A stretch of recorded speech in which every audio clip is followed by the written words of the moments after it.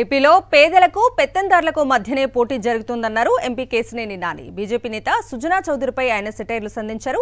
Vijayawada west YCP అభ్యర్థి ఆఫీస్పై కుట్ర జరుగుతుందన్నారు కేశినేని. మొన్నటి వరకు జనసేనకు వెస్ట్ టికెట్ అన్నారు. ఇప్పుడేమో బీజేపీ ధనికుణ్ణి తీసుకొస్తున్నారని ఆయన ఫైర్ అయ్యారు. డబ్బుతో పశ్చిమ నియోజకవర్గాన్ని గెలవలేరని స్పష్టం చేశారు కేశినేని నాని.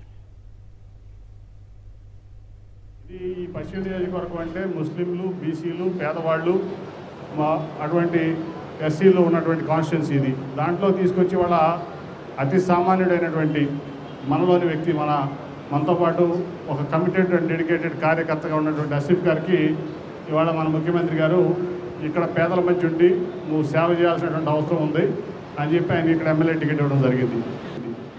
మరి ఇవాళ అవతల చూస్తే బీసీలను కాదని, ఎస్సీలను కాదని, మైనార్టీలను కాదని ఇవాళ చార్టెడ్ ఫ్లైట్లో తిరిగేటువంటి ఒక వ్యాపారవేత్తని, అట్లాగే ఏ వ్యవస్థ అయినా మేనేజ్ చేయగలిగినటువంటి ఒక ఎబిలిటీ ఉన్నటువంటి ఒక వ్యాపారవేత్తని తీసుకొచ్చి మన వెస్ట్ కాన్స్టిట్యున్సీలో, పేదలు ఉండేటువంటి కాన్స్టిట్యున్సీలో మరి తీసుకొచ్చి పెడుతున్నారంటే అది నిజంగా మన జగన్మోహన్ రెడ్డి గారు చెప్పినట్లు పేదలకి పెత్తందారులకి మధ్య యుద్ధం. అవునా కదా?